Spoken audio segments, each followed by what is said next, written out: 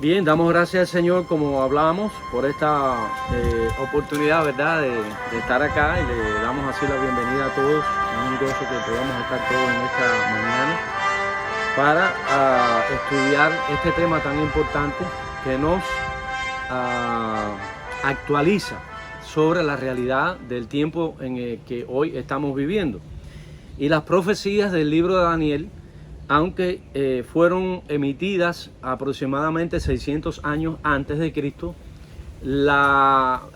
fue verificado todo lo que el profeta Daniel anunció en esta profecía, se pudo verificar. Y eso es lo que vamos a hacer, ese estudio es parte de lo que vamos a hacer en la mañana de hoy, cómo todo lo que Daniel dijo referente a lo que iba a suceder con el pueblo de Israel y el beneficio que nosotros, que no somos judíos, íbamos a tener. Entonces, yo quiero que ustedes busquen ahí en sus Biblias, en el libro de Daniel, capítulo 9 y el versículo 24. Como ya leímos, dice: 70 semanas están determinadas sobre tu pueblo y sobre tu santa ciudad para terminar la prevaricación. La palabra prevaricación tiene varias acepciones, pero una de las acepciones es como ignorar un mandato. Como uno de los pecados grandes de Israel era ignorar la palabra de Dios.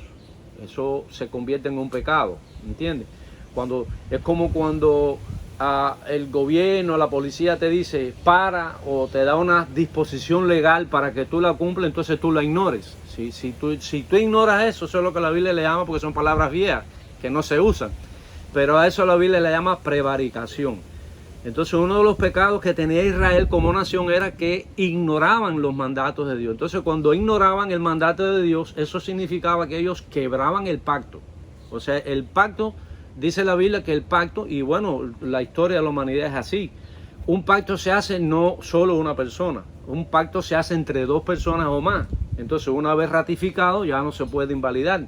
Eso es lo que significa el pacto. Entonces, como Dios quería hacer un pacto con Israel, entonces Dios hacía el pacto con los padres de Israel, que fueron Isaac, Abraham, Jacob, y él cumplió siempre, Dios cumplió el pacto, pero Israel no lo cumplía. Es decir, ellos desobedecían, ellos ignoraban. Eso es prevaricación. Entonces, para poder entender, cuando la Biblia dice prevaricación, eso es lo que significa: ignorar el llamado, ignorar el pacto, y entonces a eso se le llama pecado. Es decir, como yo te digo, mira, no pases por ahí porque hay corriente eléctrica, y tú lo ignoras, puede convertirse en una tragedia para ti. Hay un oficio, yo no sé si, Humberto, tú eres electricista o trabajas algo que ver con eso. Uno de los pocos, y Fran, uno de los pocos oficios que no admite equivocarse es la electricidad, porque si te equivocas puede ser fatal, te puede matar, la corriente mata. Entonces, la prevaricación es lo que ocurre antes de que el hecho pase. ¿Ves? Es como cuando te dicen: no toques aquí, porque si lo tocas te mata. Entonces tú dices: no importa. En el proceso en el que tú dices no importa, eso es lo que es prevaricar, ¿entiendes? Estoy ignorando que el ingeniero me dijo que no toque. Cuando lo toco, ya me achicharré, ya no hubo tiempo para atrás. Entonces, la palabra de Dios es la palabra que viene de Dios es para precisamente evitarnos que esas cosas que van inexorablemente a suceder, tú no caigas bajo esa condenación. Entonces te dice: no hagas esto. Por eso están los 10 mandamientos, están todos esos que están a la conciencia del hombre. Tú no tienes que ser cristiano para saber que matar es malo. Tú no tienes que ser cristiano para saber que mentir no es bueno. O sea que dice que están puestas en la tabla de la conciencia del ser humano. El hombre consciente, el hombre racional, dice que no perdió la imagen de Dios en él. El hombre en su estado pecaminoso perdió la relación con Dios, pero no perdió. Por eso el hombre, aun cuando no es cristiano, es científico, es eminente, es una persona. ¿Por qué? Porque tiene la inteligencia, que eso es personalidad. La personalidad está compuesta por la inteligencia, por las emociones y por la capacidad de decisión que tiene. Es decir, por el hombre tiene voluntad propia. Entonces, eso es lo que nos hace a nosotros diferentes de los demás seres creados, como los animales. Entonces, los animales tienen una inteligencia rudimentaria, primitiva, pero nosotros tenemos una inteligencia que está hecha a la imagen de Dios. Razonamos y sabemos qué hacer, positivo o negativo. Eso se le llama también el libre arbitrio. Entonces, prevaricación es simplemente hacer un mal uso de nuestro libre arbitrio. Dios nos da la advertencia, está escrita en la Biblia, y la historia registra que cuando ese mandato de Dios fue violado, hubo consecuencias. ¿Ves? O sea que Dios no impide que tú hagas las cosas, pero tampoco va a impedir que tú sufras las consecuencias por haberlo hecho. Entonces, Cristo viene, fíjate si la obra de Cristo es divina y monumental, que aun cuando hemos fallado, Él vino para terminar la prevaricación. Él vino para establecer un nuevo pacto. Están mirando la grandeza que tiene, ¿verdad? Las palabras de Daniel, como el caos que hay en el mundo. Tú tienes libertad para salirte de él, porque yo creo en que Jesucristo vino precisamente para poner fin, dice, no solo al pecado, dice ahí, sino para expiar el pecado. Expiar significa quitar el pecado, poner fin al pecado, para restablecer, para establecer el puente. Hay un título que el Papa se atribuye, que es el título de sumo pontífice. ¿Tú sabes lo que quiere decir sumo pontífice? Unidor de puentes. Entonces, el único que puede establecer un puente entre ese Dios inaccesible, porque nosotros no podemos llegar a Dios, tiene que haber alguien que nos lleve a Dios. Entonces, la palabra de Dios establece de una manera racional y de una manera reflexiva que Jesucristo vino para establecer ese puente. Por eso Cristo dijo una vez, yo soy el camino, la verdad y la vida, y nadie viene al Padre si no es por mí. También le dijo Pablo a Timoteo de una manera muy sencilla, pero la palabra de Dios es muy puntual, es muy precisa, es una palabra que no te deja en duda, sino te hace reflexionar para que tú llegues a una convicción de fe. Eso es lo que se llama convicción de fe. Entonces, Pablo dijo en una oportunidad que no hay un otro mediador entre Dios y los hombres que no sea Jesucristo hecho hombre. Quiere decir que gracias a Dios que tenemos una opción, ¿ves? Tenemos una opción. Si ahora nosotros queremos ir a Homestead, ¿por cuántos lugares podemos irnos? Frank, nos vamos por el Tompay, nos vamos por aquí adentro, tenemos muchos, hay muchas opciones. Y si yo quiero ir a West Palm Beach, yo tengo varios lugares por donde ir, pero para relacionarme con Dios solo hay un camino, que es el que Cristo vino a establecer. Entonces, damos gracias a Dios porque la Biblia es la que nos habla a nosotros de la persona, porque en realidad el libro no es lo importante, sino el contenido que tiene, el mensaje que está en el libro. Entonces el libro dice, ¿verdad? Santa palabra de Dios no se ha equivocado. Y nosotros vamos a ver en este estudio, por eso tengo algunas notas aquí para no olvidar, cómo a través de este estudio vemos que la Biblia, 600 años antes de que ocurrieran los hechos, se dijo con esa precisión. Y vamos a hacer el cálculo inclusive de los años. Vamos a ver cómo 600 años antes Daniel recibe de Dios esa visión y cómo exactamente en el año 26 después de Cristo es que comienza el ministerio de Cristo, que va a la cruz precisamente para hacer cumplir el proyecto de Dios para la expiación del pecado, para con su sangre borrar nuestra culpa. Es un ofrecimiento gratuito. El que le diga a usted que el evangelio es impuesto, eso no lo dice la Biblia. Dios no lo ofrece gratuito. Si tú quieres, ven a las aguas. Si tú quieres, es algo que te persuade, que tú dices, ok, yo quiero ignorar esto, pero ¿qué cosa me ofrece el mundo? Si yo estoy de tránsito en el mundo y en unos años me voy de aquí. Bueno, hay un dicho allá en Pinar del Río, yo no sé si por allá por La Habana también, o allá en Santa Clara, donde era Vertigo, dice, es mejor un por si acaso que no un quien lo hubiera sabido. ¿Sabes eso, Alfredo? O sea, que eso es un dichito que nosotros, de ser pinareños somos muy dicharacheros. Sí. Entonces dice, ya hoy yo creo que no es un por si acaso. Ya hoy yo reflexiono y creo que es racional mi fe. Pero cuando yo empiezo en la fe, yo digo, ¿cómo se llama? Es mejor un por si acaso. Como una vez le dijeron a mi mamá, una maestra en la escuela, fue en la década de los 70, le dijo, oiga, yo no sé estos culteros, ¿quién se ha muerto y ha vuelto para decir que hay algo después? Y todo el mundo la parada, o sea que las paradas de Cuba son siempre llenas de foco de hablar y toda esa cosa de la gente. Y todo el mundo miró a mi mamá, me dijeron, oye, ahora sí te pusieron una, que eso no se ha dado nunca. Dice mi mamá, oiga maestra, usted tiene razón, dígame quién se murió y volvió para decir que no hay nada. Oye, ella le batió que eso, o sea, tú tienes el mismo derecho de no creer como yo tengo el mismo derecho de creer. Y entonces ahí viene el otro dicho ese, que es de la Biblia pinareña. Si me vieron por si acaso, pues, si no pasó, si no había nada, no perdí nada. Pero ¿y si lo había? Lo pierdo todo. Entonces, para lo que yo no veo, que yo no oigo, que yo no gusto, que yo no disfruto por los tactos, que yo no, eso es lo que la Biblia dice que se llama fe. Porque la fe es la que te hace ver lo que los ojos no ven. Y hay una realidad objetiva trascendente que tú no ves con tus ojos. ¿Entiendes? Hay una realidad objetiva trascendente que se va más allá de los sentidos.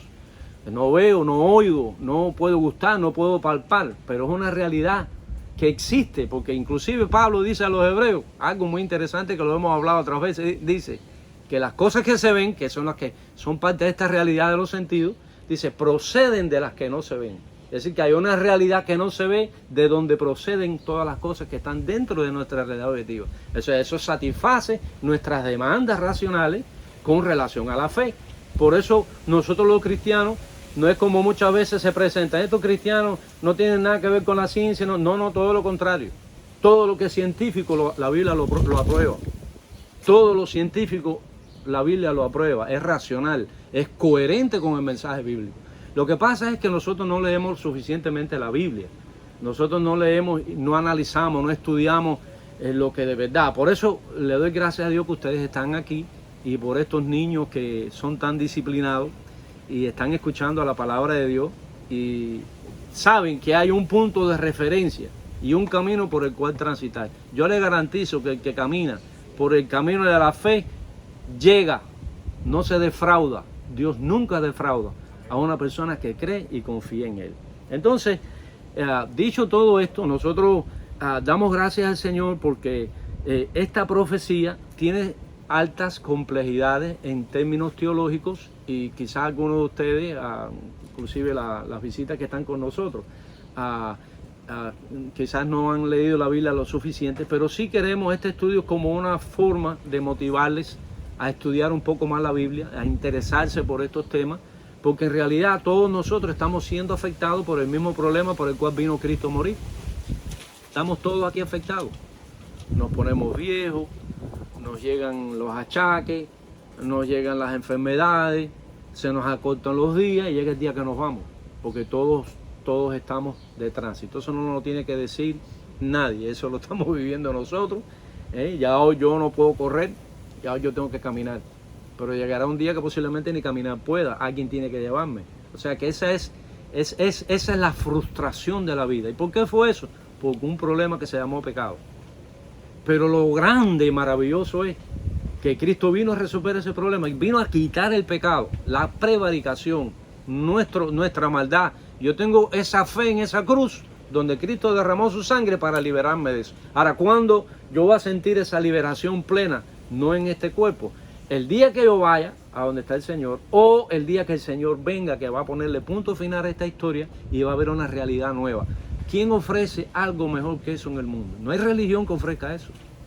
Y entonces esto parece una utopía, pero cuando tú lo razonas y se convierte en un hábito reflexivo en tu vida, tú comienzas a entender cada fenómeno que va, como cada ficha va siendo puesta en su lugar, hasta que tú ves formado todo el, ¿cómo se llama? El rompecabezas, ¿no? Porque la vida es un rompecabezas y nuestra existencia en el mundo es un rompecabezas. Tenemos que ir poco a poco poniendo cada pieza donde va. Y tú te vas a dar cuenta que no sobra una. No sobra una ni falta una. Todo está perfectamente diseñado por Dios. Entonces dice aquí, mira qué interesante. En el versículo 24 dice que hay 70 semanas que están determinadas. Y hablamos que las 70 semanas es importante saber que un día, en numerología bíblica, un día significa un año. Entonces, debemos hacer la distinción entre un día y 1000 años. Es decir, cuando dice aquí 70 semanas, está hablando de 70 días años. O sea que serían 490 años. Es lo que está queriendo decir aquí. Después vamos a ver cómo esos 490 años literalmente se cumplen exactamente como el profeta lo dijo. O sea que eso es en numerología, que la Biblia habla por números también. Entonces, cuando la Biblia habla de 1000 años, que habla 2 veces, habla 1000 años se refiere, es desde el punto de vista simbólico. Por eso cuando habla de milenio, nosotros sabemos que no son 1000 años literales, sino que es simbólico, teniendo en cuenta otro precedente bíblico que dice que para Dios un día es como 1000 años y 1000 años como un día, porque Dios no está sujeto al tiempo y el espacio. Acuérdense que la Biblia dice, la Biblia enseña que Dios creó el tiempo, pero Él está sobre, Él no tiene esa limitación de tiempo. Dios no se pone viejo, Dios no pierde energía, Dios es el ser, de donde todo lo que tiene vida emana de Él. Es decir, que Dios es un ser que nuestra capacidad racional no es capaz de medirlo en todo el sentido de la palabra. ¿Por qué? Porque es un ser que no está limitado por los sentidos. Los sentidos los creó Él para limitarnos a nosotros, para ponernos bajo este sistema de vida que nos lleve finalmente a su presencia, donde ya no habrá más tiempo. Usted se acuerda de lo que nosotros estudiamos en Apocalipsis. Dice que ya no habrá más tiempo. El tiempo se acabará. Quiere decir que lo que nos atormenta con 90 años, ya eso pasará. Tenemos todas para ganar con el Señor. Entonces, cuando habla aquí de 70 semanas, dice que están determinadas para tu pueblo y sobre tu santa ciudad, está haciendo énfasis que la profecía está siendo dada ¿para quién? ¿Para quién es dada la profecía? Daniel está diciendo 70 semanas, está recibiendo de Dios ese mensaje. Para el pueblo de Israel, para el pueblo de Israel, ¿entiendes? Para la nación judía, dice aquí.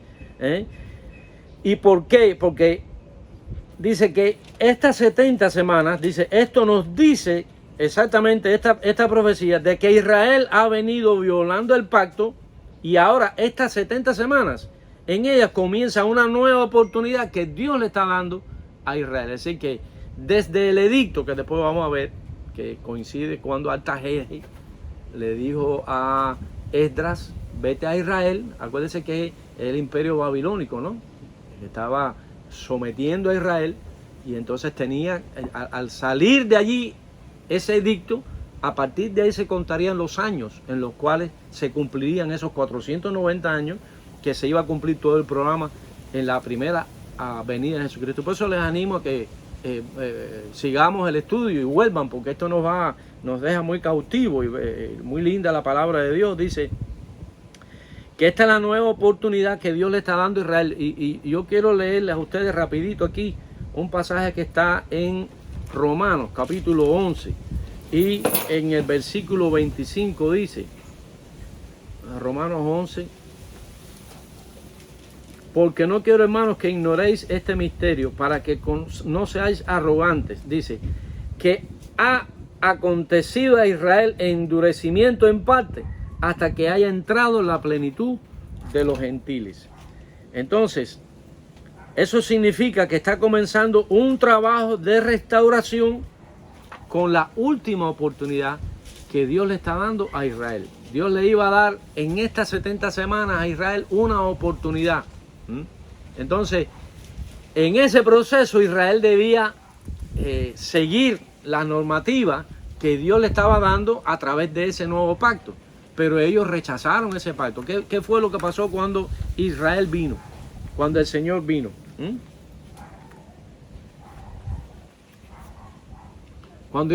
Cuando Cristo vino, Israel no cumplió el pacto. Por eso mataron a Cristo. ¿Entiendes? Pero qué Dios tan maravilloso, como dice el Salmo 103 en el versículo 17. Dice, porque la misericordia de Jehová es desde la eternidad y hasta la eternidad. Qué cosa más linda, ¿verdad? ¿Cómo es que la violación del pacto por Israel, el incumplimiento del pacto de Israel, fue lo que propició que ese incumplimiento, Cristo viniera, estableciera un pacto en el cual nos incluyera a nosotros? ¿Se dan cuenta? Qué cosa más extraordinaria, ¿eh? Estamos todos incluidos, no hay que ser judío para ser salvo, simplemente hay que tener fe en Cristo para esa salvación. Entonces, hermanos, cuando Él dice aquí, 70 semanas están determinadas, para explicar un poquito más lo que estamos diciendo, Israel recibirá ese juicio anunciado, ese día del Señor. Ustedes saben que la palabra día del Señor en la Biblia es una frase muy importante, sí, porque indica un mensaje muy, muy fuerte. El día del Señor puede aplicarse a una persona. El día del Señor se puede aplicar a una ciudad. Y el día final. O sea que cuando la Biblia habla del día del Señor, hay que prestarle atención para ver a lo que se está refiriendo. Porque no es cosa que está inventando la Biblia, son hechos que ya sucedieron. ¿Ustedes se acuerdan de Sodoma y Gomorra?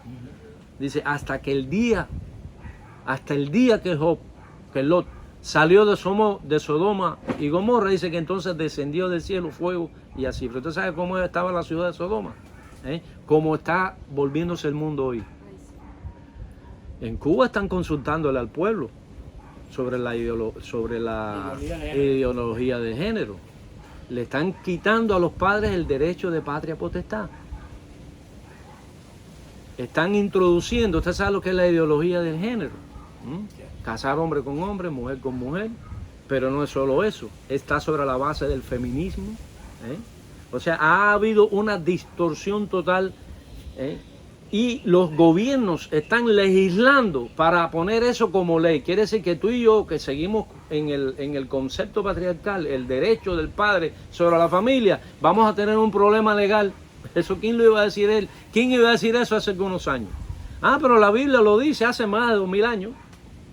O sea que nosotros no nos estamos cayendo de la mata de coco ahora. Nosotros estamos mirando la palabra de Dios que dice que los días antes del fin serán como Sodoma y Gomorra. ¿Qué pasó en Sodoma y Gomorra? Hay que mirarlo. Dice que fuego y azufre cayó del cielo. Así va a terminar este mundo, con fuego y azufre. Usted no está mirando hoy la crisis de Ucrania con Rusia. ¿Qué dijo Putin el otro día? Yo tengo armas nucleares. Sí, armas nucleares y amenazó porque no, me están presionando y no se metan porque yo tengo un gatillo bueno. ¿Y cómo va a terminar este mundo, dice la Biblia? Así, en una conflagración nuclear. Eso lo dice la Biblia. Ahora, yo no voy a esperar que reviente para creerlo. Yo lo creo porque veo que todas las señales que la Biblia habla acerca de ese acontecimiento final se están cumpliendo con precisión. No está dejando nada a la casualidad. Es con precisión. Está anteriormente dicho. ¿Ves? Y yo debo darle atención a eso. Entonces, la Biblia dice que este mundo, como nosotros lo vemos, va a terminar con una conflagración nuclear, los elementos. Y después pueden leer el libro de Pedro, 2 de Pedro capítulo 3, que lo describe de una manera precisa. Hay armas nucleares en el mundo que pueden sacar a la Tierra de su órbita. Y si quiere leer Isaías capítulo 24, como dice que la Tierra va a ser sacada de su órbita y andará. Vaciada significa que pierde lo que es la gravedad, la gravitación. Y científicamente dice que será sacada de su órbita y andará bamboleando como un borracho. Capítulo 3, versículo 10 y también en el libro de Isaías, capítulo 24. O sea que la Biblia sí merece prestarle atención. La Biblia no es un libro arcaico, la Biblia no es un libro para tontos, no. La Biblia es un libro que es palabra que viene del Dios que creó los cielos y la tierra y del Dios que coordinó todo. Hay dos categorías con las que Dios gobierna el mundo. Uno es las cosas, que son las leyes físicas, y otra es las personas, que somos nosotros, que fuimos hechos a su imagen. Es decir, que Dios siempre nos da un trato, Dios nos da tiempo, Dios nos da mensaje. Dios nunca envió un mensaje de sopetón, un juicio de sopetón. Dios siempre mandó profetas y hoy nosotros tenemos la responsabilidad de predicar esta palabra. Entonces dice que Israel iba a perder ese estado favorito de Dios después de estos 70 años. ¿Y fue así o no? ¿Qué pasó en el año 70? Oye, yo me quedo maravillado de la precisión con la que la Biblia dice las cosas. Dice, esto está siendo dicho casi 600 años antes de Cristo. Y aquí está diciendo, ¿verdad?, que después de estos 70 años, este periodo es a lo que se refiere a lo que la Biblia le llama la gran tribulación. O sea que la gran tribulación es el punto en el que Israel va a recibir el juicio por haber desestimado el pacto que Cristo vino a establecer. Cristo vino a establecer el pacto que quitaba la prevaricación, que quitaba el pecado, porque acuérdense qué fue lo que dijo Juan cuando vio a Cristo, cuando fue al bautismo, qué fue lo que vio, qué dijo Juan. Que quita el pecado del mundo. He aquí el Cordero de Dios. ¿Qué cosa? Que quita el pecado. ¿Por qué Él viene a quitar el pecado? Porque el pecado es lo que impide que Dios y nosotros podamos tener una relación. Entonces, ¿quién vino a quitar eso? Pues todos son, me da pena decirlo, pero todos somos pecadores. Aquí no es como que tú eres más pecador que yo. Todos somos pecadores igual delante de Dios. Entonces, ¿cómo yo arreglo mis pecados? No tengo cómo quitarlo. Entonces, el único que aquieta mi conciencia cuando yo me he equivocado, cuando yo he fallado, se llama Cristo. ¿Por qué? Porque cuando yo miro la cruz, yo veo que su sangre borra, es un borrador. Literalmente borra mi pecado. ¿Y tú sabes qué cosa es lo más lindo? Dice que los tira al fondo del mar y no los trae más a su memoria. Dios no es como nosotros. Oye, tú fallaste. Acuérdate, en el año 1970, sí, abajo una mata de mango, que tú dijiste tal cosa de mí. Nosotros no nos olvidamos cuando alguien nos ofende, cuando alguien no es verdad. Sí, tú eras muy chiquito cuando eso, yo también. Hay que tener la memoria de un elefante, ¿eh? Pero hay matrimonio, hay relaciones de amigos, hay relaciones entre gente que no se olvidan. Acuérdate que tú dijiste, que yo a veces que digo, ¿cómo es que se acordó? ¿Qué clase de memoria tiene? Ni un elefante, ¿eh? Porque esa es la realidad. Sin embargo, Dios dice, yo no lo traigo. Si yo te perdono y lo olvido. Lo tiro al fondo. No significa que pierdo mi memoria. Lo que significa es que lo malo que hiciste ya no tiene significado para mí. ¿Entienden lo que quiere decir? No es que ahora alguien me ofendió y yo vino una varita mágica y me lo borró así como... No. Lo que significa es que para mí esa ofensa ya no significa nada. Y vive feliz. Y vive sin esa amargura en el corazón por aquello que te hicieron una vez o por lo que tú hiciste. Porque lo que hicimos no lo puede borrar nadie. El único que borra eso se llama Jesucristo. Significa que lo que hiciste ya no tiene significado ninguno. Porque hubo quien pagó por eso. Hubo quien pagó esa deuda, que se llama Jesucristo. Entonces, ya para ir concluyendo el tema de hoy, solo la experiencia de Israel quedaría pendiente a la promesa que Dios hizo a sus padres. Ustedes están entendiendo, ¿verdad? Que han leído un poquito sobre eso. Es decir, que Dios le dio una promesa a los padres de Israel. ¿Quiénes fueron los padres de Israel? Abraham, Isaac y Jacob. Ellos fueron los grandes patriarcas, de donde nació la nación de Israel. Entonces Dios le dio promesas a ellos de que iba a tener a Israel como una nación bendecida. Pero por causa de la dureza de ellos, es que Dios no lo ha podido hacer, no porque Dios no ha querido, sino ellos han sido duros, no han querido someterse, han tenido la cabeza dura como una piedra, ¿eh?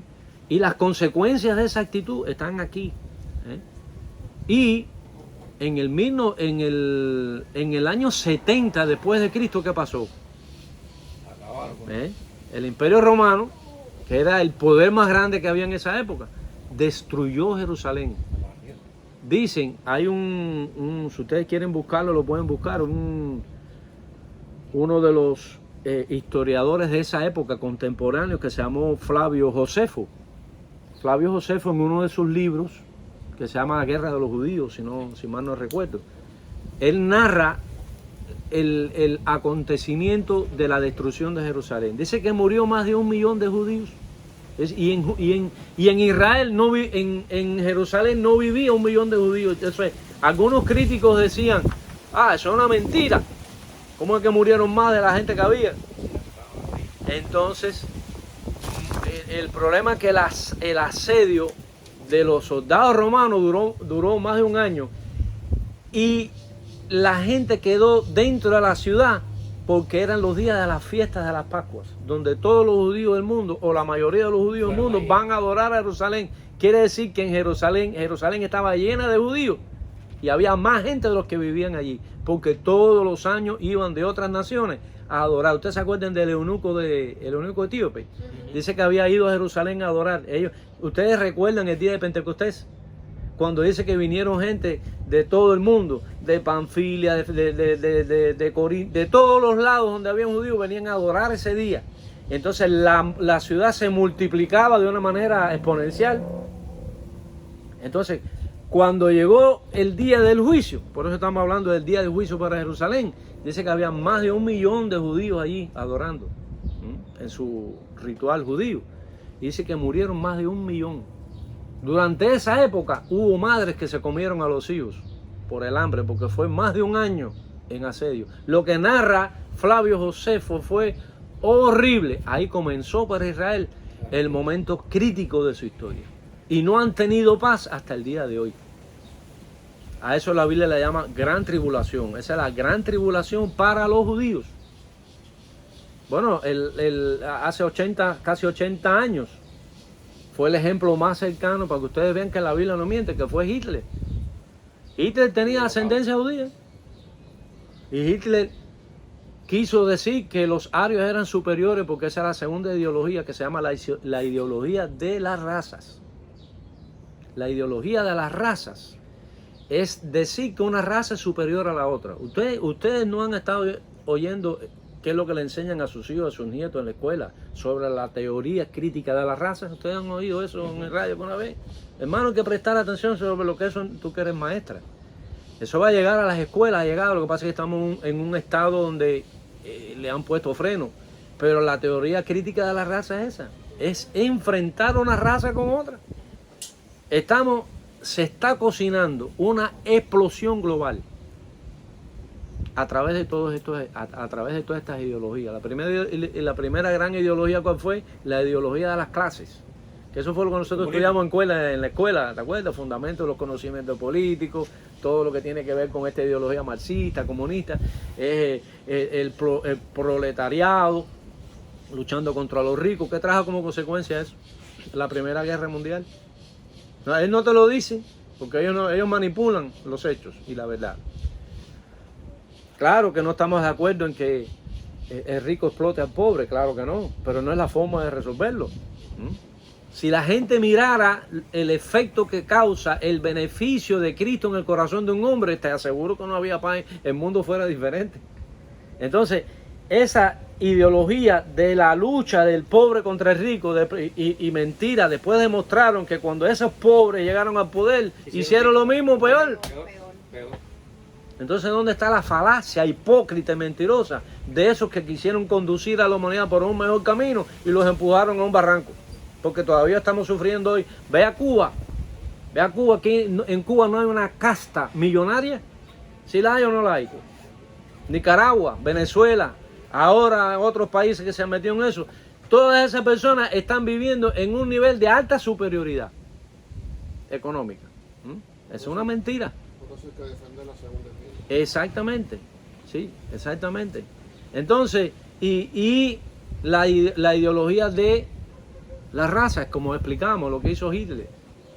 Pero a la última gran, ¿y qué trajo Hitler con su segunda ideología de las razas? La Segunda Guerra Mundial. Nadie te lo explica, pero así es. Esos son los hechos históricos, ¿entiendes? Nosotros desde una plataforma sencillita como esta, estamos mirando la Biblia y haciendo el uso legítimo de nuestro derecho a interpretar la historia como la Biblia la presenta. Ese derecho tú lo tienes, ¿eh? Y más cuando haces un análisis reflexivo que te llega a la conclusión racional de que es verdad lo que estás mirando y de que hay una solución que se llama Cristo. Porque viene esta otra ideología que se llama la ideología del género, que basa esencialmente en quitarle al padre su derecho sobre los niños. No, esa niña va a ser varón cuando sea, y lo induce. Entonces, ¿sabes la cantidad de bretes que hay en este país con eso? Padres demandando a las escuelas porque sus niños de un día para otro dicen, no, yo quiero ser macho. Es que lo quieren enseñar en la escuela, lo que pasa es que en el Santi el gobernador los frenó. Tenemos un Estado, gracias a Dios, que nos ayuda en eso, pero el mundo va ahí. Eso va a traer como consecuencia una escalada global de la homosexualidad y, como dice el libro, que serán días semejantes a ¿qué? A Sodoma y Gomorra, días semejantes a Noé. Se casaban, se daban casamiento, eso se llama, tiene muchos nombres feos que no lo vamos a decir, y dice que serían tiempos como Sodoma y como Gomorra. Así que estamos yendo en esa dirección o no. Oye, hay que pararse y mirar, ¿eh? Ya hoy no hay matrimonio, el matrimonio ahora yo me quiero casar con un hombre, pero mañana me quiero casar con un mono. Son los derechos, son los derechos, pero son los derechos ignorando la palabra de Dios, que eso es prevaricación, que conduce a un pecado y a que la corriente te mate, como dijimos al principio. ¿Ves? Entonces, no nos desanimemos, no nos frustremos. Hay gente que tiene miedo, hay gente que tiene temor, hay gente que tiene pánico, la violencia en la calle, se caen a tiro en los expressways, se caen. Estamos viviendo en un mundo que nos abruma, que nos sentimos. Y decir, ¿cómo va? No, yo quiero decirte que hay un Dios que está sobre todo eso. Hay un Jesucristo que nos prometió su presencia. No somos inmunes a esas realidades porque vivimos en este mundo, y Él dijo, vamos como ovejas en medio de lobos rapaces. Pero Él va a cuidarnos en todo momento. Yo quiero estar bajo la gracia de Dios. Es mejor que no estar bajo la gracia de Dios. Así que Dios le bendiga, y el próximo domingo continuaremos nuestro tema y continuaremos desarrollando este aspecto tan bonito acerca de las 70 semanas de Daniel. Así que le damos gracias al Señor por que ustedes pudieron venir y disfrutar de este tiempo.